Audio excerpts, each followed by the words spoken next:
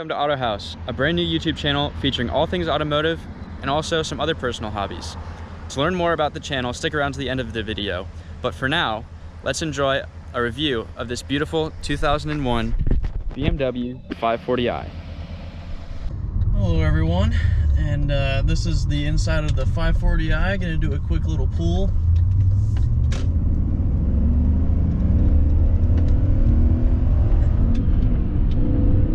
Oh, it feels so good.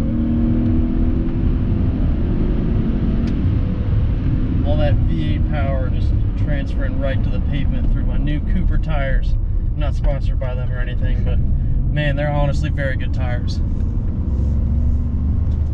This car is such a pleasure to drive.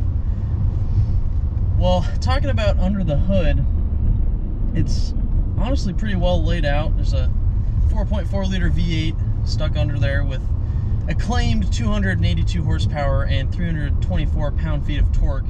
Now, I'm not so sure if that's actually accurate or not. I've never had the car dynoed, and quite honestly, it feels a lot stronger than that. This car has quite a bit of torque in pretty much every single gear. I mean, what do you think, Mike? Yeah, I've also heard a lot of rumors that they kind of underrated this car from the factory because, you know, they didn't want to make this car seem too good, otherwise they wouldn't sell as many M5s. Yeah, and I mean, I can't say that I don't always lust after an E39 M5 because they're sweet, but for the money, it's pretty hard to beat an E39 540i. They're a lot of car for the money. When it comes to doing maintenance on stuff under the hood, sometimes it's really easy. Like the oil filter, easiest one I've ever done on a car. And sometimes stuff can get a little tricky. But, like, for example, doing a valley pan, that's a lot of work, but any home DIY mechanic could do it. So the E39 is a car that, if you don't mind wrenching, can be a very rewarding vehicle to own. So not only is this car fun to drive and sounds great and just overall very enjoyable, it's also moderately practical as well. The trunk has a fair amount of cargo volume with 11.1 cubic feet, which might not seem like a lot, but I've moved back and forth between Cincinnati and Cleveland several times, and one of the times I did it with this car, and it did it just fine, carried all my stuff, and it's really enjoyable. And the trunk also has a full-size spare, which is nice because I've gotten several flat tires before. Another thing I've learned with BMWs is to always keep at least a little bit of oil or coolant either in the trunk or the back seat somewhere, because mine's been fairly reliable, but there's definitely been times where I've had to add oil or coolant, and you just never want to be without those kind of things when you're driving a BMW. You said carry either extra coolant or extra oil. I would definitely recommend to carry both at all times. Yeah, it's not a bad idea. I've definitely had trips where I've actually had to add both. This car's actually really good, but I used to have a Z3, and before I fixed one of the issues with it, it would probably drink maybe a quart every 500 miles, so yeah, unacceptable. But, you know, it's a BMW, and usually you can fix those things. Now, to go over the interior a little bit, it's pretty standard and well laid out. It's not really crazy. It just has a nice, pleasant feel to it. Everything just feels like it's in the right place, and it makes sense. It's very business-like, logical, like how BMW should be. Yeah, it's from a great era of BMW where they were just focused on quality, and nowadays everything is really fancy, and a lot of times they cut quality to make it look a little bit better, but this is from the era where they really built things to be solid. Yeah, that's for sure. And one of the best things that people just don't realize in a car is like the turn signal stocks. Not that you never really need them in a BMW, yeah. But oh my god, they just feel so good. They have the perfect tactile feel. I've never felt a better turn signal stock in any car I've ever driven. Shame it's in a BMW, but man, it is really good. Same thing with the windshield washer stock. Very similar feel, and it works really well. And one of the things I actually really appreciate in this car is that it has automatic rain sensing wipers, so you can just put the wipers on, and in the rain it'll take care of it for you. So that's a really nice thing to be able to have. Another thing that is really common in a lot of E39 interiors is that the the middle information display thing will lose some pixels. Mine is unfortunately like that. Doesn't stop me from going to the junkyard though and trying to find some and maybe resell some. So you can have a little side hobby out of that too. And overall, the seats are extremely comfortable as well. They really hold you in when you're doing some crazy things. So they work pretty well. The wood trim is really pleasant looking.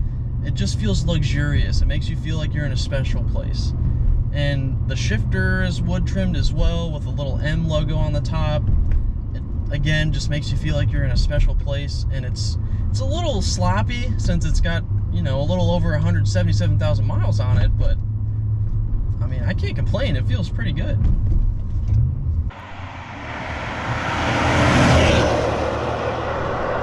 Now, what you guys really came here for is to hear what the driving experience of this car is like.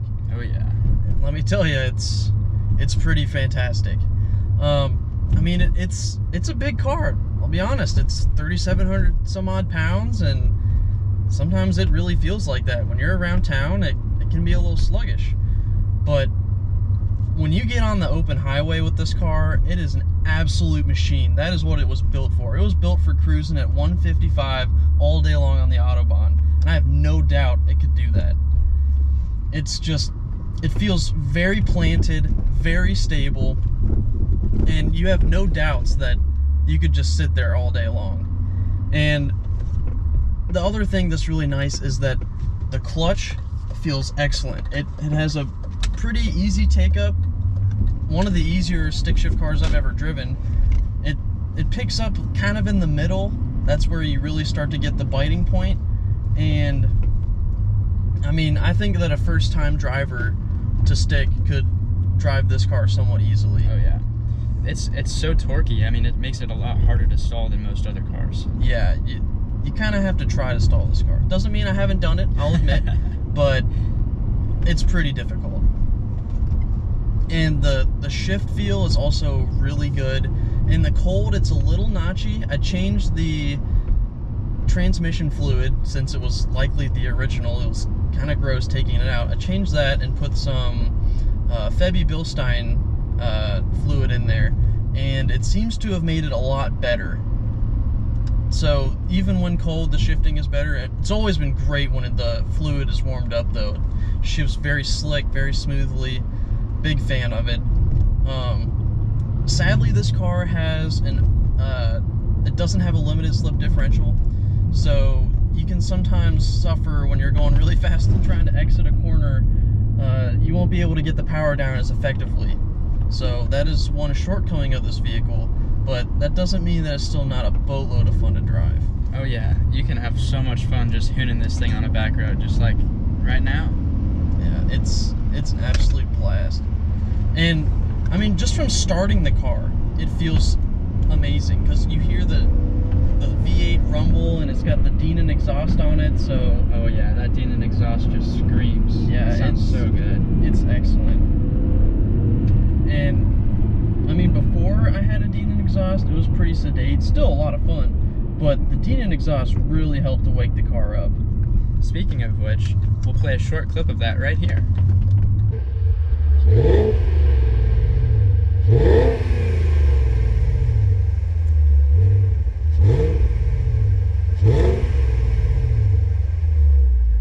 So this obviously sounds really good, and it drives really well also.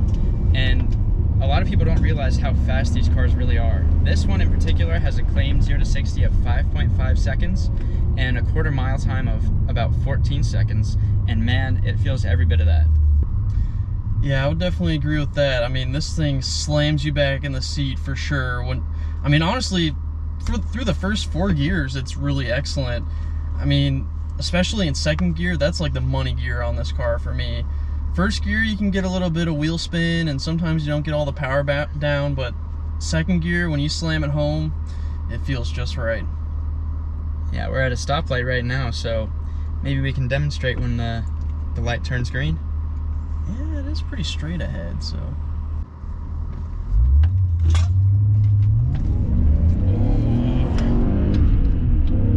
Woo! man, that never gets old. Feels so good. Seats still hold me in just fine. Woo. Oh yeah.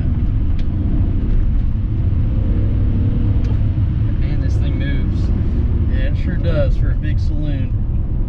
Some people might say that this car looks a little bit boring, and honestly, I kind of disagree. I think, you know, it doesn't scream that it's something fast, but at the same time, do you really want it to? I mean, this car is so sleek and understated and just classy, and I really think it's a great look for this particular car.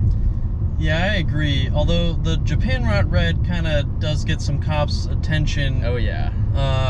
I know a little bit about that one. Yeah, I mean, it ruins a little bit of the understated feel, but personally, I love the red on this car, especially with the tan interior. It just pops and it really looks great. It's perfect color combination for this car. Yeah, the clear coat is peeling a little bit, unfortunately, but I plan to keep this car for a long time, so that is on my to-do list of many, many small things this car needs. Not only is this car also really sleek, I mean, compared to the E34 5 Series, which was pretty much just 3 boxes. Yeah, it was like a brick. Yeah, this car retains a very similar styling idea, similar styling cues. Very similar design language. Yeah, but they really focused on the aerodynamics. This car has a 0.27 coefficient of drag, which is pretty much just as good as any other new car out there. That's pretty good, and that's what allows me to get about 27 miles per gallon on the highway, besides the super tall 6 gear. But I mean, they really tried to make this car a whole package, really good at long distance driving due to the aerodynamics and low wind noise. So that is a really nice thing to have about this car.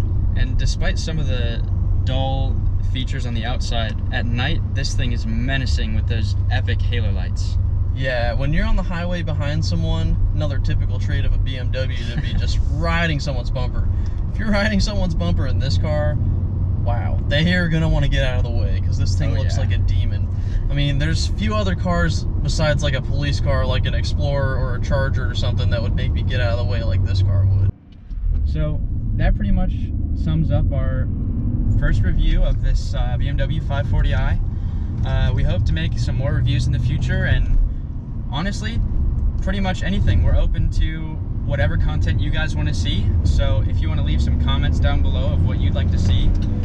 We're also thinking about doing, you know, he's really good at doing his own maintenance, so he's thinking about making some maintenance videos about tutorials on how to fix things. So if you guys want to see that, leave a comment below.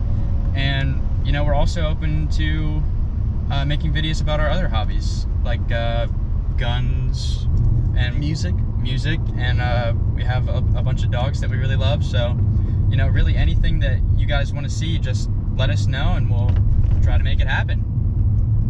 Sweet.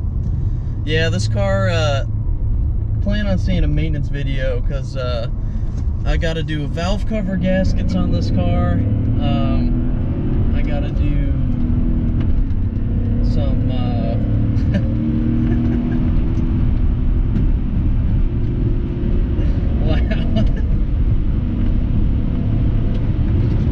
Take it easy, man. Holy cow. Oh boy.